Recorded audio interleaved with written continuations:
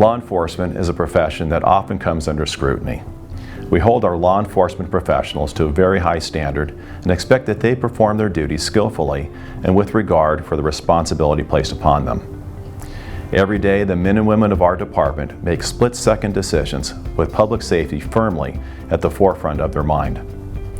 California Senate Bill 1421 will give the public the benefit of time and perspective to review, dissect, and come to conclusions about some of these types of decisions. This bill requires law enforcement agencies across the state to release records that previously were protected by the Peace Officers' Bill of Rights. We have decided to post the information responsive to Public Records Act requests on our website for transparency's sake and to provide context for each incident. Transparency without context can be just as detrimental to our civic discourse as the perception of secrecy. Too often, we only see a very short clip or part of a report in the media, and I want you to be able to see the entirety of the information and come to your own conclusions. Providing this information requires important perspective. First and foremost, not every incident that will be released is the result of a negative action.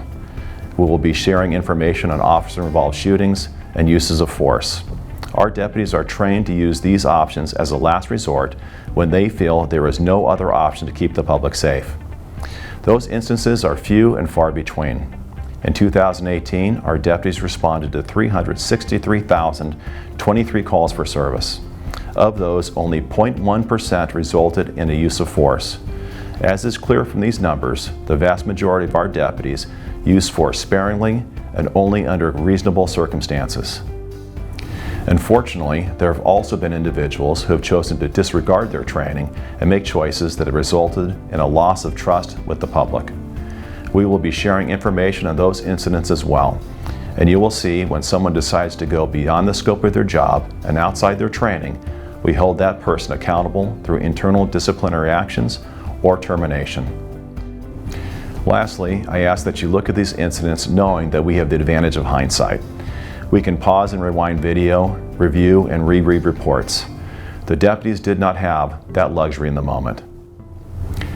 I firmly believe that we are an exceptional law enforcement agency, and I commit to you that we will continue to grow and improve every day. I'm proud to serve as your sheriff. Thank you.